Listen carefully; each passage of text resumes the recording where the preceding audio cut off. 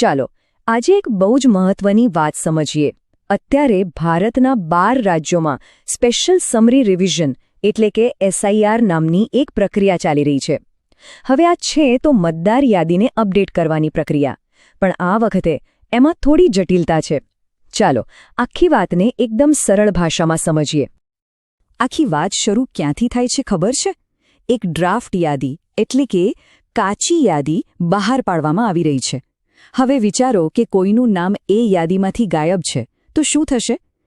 ત્યારે વહીવટીતંત્ર સીધો જ તે વ્યક્તિ પાસે નાગરિકતાનો પુરાવો માંગી શકે છે. અને બસ અહીંથી જ મોટાભાગના લોકો માટે મૂંઝવણ શરૂ થાય છે. હવે મોટાભાગના લોકોને એમ જ લાગે કે એમની પાસે તો પુરાવા તૈયાર જ છે, પણ અહીંયા જ સૌથી મોટો ટ્વિસ્ટ છે.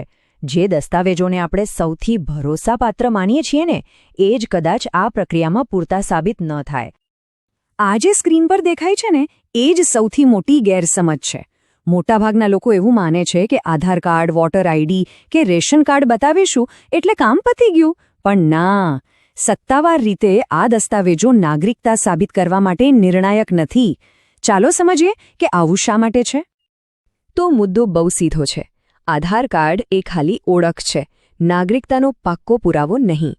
રેશન કાર્ડની વાત કરીએ તો ભૂતકાળમાં થયેલા ગોટાળાઓને લીધે એની વિશ્વસનીયતા પર સવાલ ઉઠ્યા છે. અને રહી વાત જૂના વોટર આઈડી કાર્ડની, તો એ તો પોતે જ અત્યારે ચકાસણી હેઠળ છે. એટલે રોજબરોજના જીવનમાં ભલે આ દસ્તાવેજો બહુ કામના હોય, પણ નાગરિકતા સાબિત કરવાના કાનૂની માપદંડો પર એ ખરા નથી ઉતરતા. તો પછી સવાલ એ જ છે ને કે જો આ સામાન્ય દસ્તાવેજો પૂરતા નથી તો પછી શું છે? કાયદાની નજરમાં એવા કયા દસ્તાવેજો છે જેને નાગરિકતા સાબિત કરવા માટે ગોલ્ડ સ્ટેન્ડર્ડ માનવામાં આવે છે, એટલે કે સૌથી મજબૂત પુરાવા? આ 3 છે અસલી આધારસ્તંભ.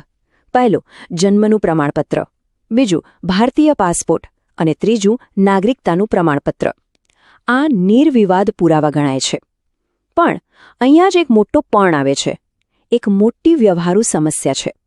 દેશની બહુ મોટી વસ્તી, ખાસ કરીને જૂની પેઢીના લોકો પાસે કદાચ આમાંથી એક પણ દસ્તાવેજ ન હોય. આ સવાલ બિલકુલ સાચો છે. તો શું જેની પાસે આ ગોલ્ડ સ્ટેન્ડર્ડ દસ્તાવેજો નથી એમની પાસે કોઈ રસ્તો જ નથી? ના, એવું બિલકુલ નથી. સુપ્રીમ કોર્ટે આ સમસ્યાને ધ્યાનમાં રાખીને એક બીજો રસ્તો પણ બતાવ્યો છે. અને એ બીજો રસ્તો છે સહાયક દસ્તાવેજોનો. જેમની પાસે મુખ્ય પુરાવા નથી એમના માટે આ દસ્તાવેજો એક મજબૂત કેસ બનાવવામાં મદદ કરી શકે છે. ચાલો જોઈએ કે આ શું છે અને કેવી રીતે કામ કરે છે. આનો જે કાયદાકીય કોન્સેપ્ટ છે ને એ બહુ જ રસપ્રદ છે. એને કહેવાય છે પારિસ્થિતિક પુરાવા એટલે કે સર્કમસ્ટેન્શિયલ એવિડન્સ. આ કોઈ જાસૂસી ફિલ્મ જેવું છે.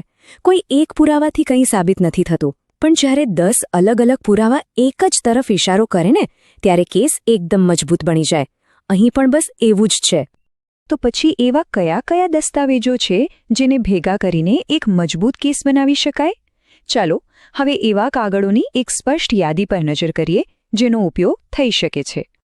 જુઓ, આ લિસ્ટમાં ઘણા વિકલ્પો છે. જમીનના જૂના દસ્તાવેજો, 10મા ધોરણની માર્કશીટ, કોઈ જૂની બેંક કે પોસ્ટ ઓફિસની પાસબુક, LIC પોલિસી અથવા સરકારી નોકરીના કોઈ કાગળો. આમાંથી જેટલા વધારે દસ્તાવેજો હોય એટલું સારું. પણ આ બધા માટે એક નિયમ છે, એક સોનેરી નિયમ જે ક્યારેય ના ભૂલવો જોઈએ. અને આ વાતને બરાબર સમજી લેજો. બધા જ દસ્તાવેજોમાં નામ, પિતાનું નામ અને ઉંમર જેવી વિગતો બિલકુલ એકદમ એક સરખી હોવી જોઈએ. એક અક્ષર કે એક માત્રાનો પણ ફેરફાર મોટી મુશ્કેલી ઊભી કરી શકે છે. એટલે અત્યારે જ બધા દસ્તાવેજોને તપાસીને બધું બરાબર છે કે નહીં એ જોઈ લેવું ખૂબ જ જરૂરી છે. ચાલો માની લઈએ કે બધા દસ્તાવેજો જમા થઈ ગયા. તો હવે અંતિમ નિર્ણય કોણ લેશે? શું તે સ્થાનિક ચૂંટણી અધિકારી હશે? ના, અહીં પણ મોટાભાગના લોકો ભૂલ કરે છે. એક વાત સ્પષ્ટ કરી લઈએ.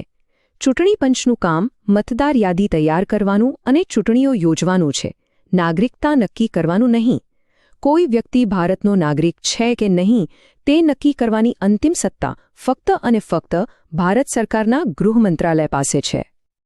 આ આખી પ્રક્રિયા આપણને એક બહુ મોટી શીખ આપે છે કે હવે નાગરિક અને રાજ્ય વચ્ચેનો જે સંબંધ છે એ માત્ર પરંપરા કે લાગણી પર નથી ચાલતો.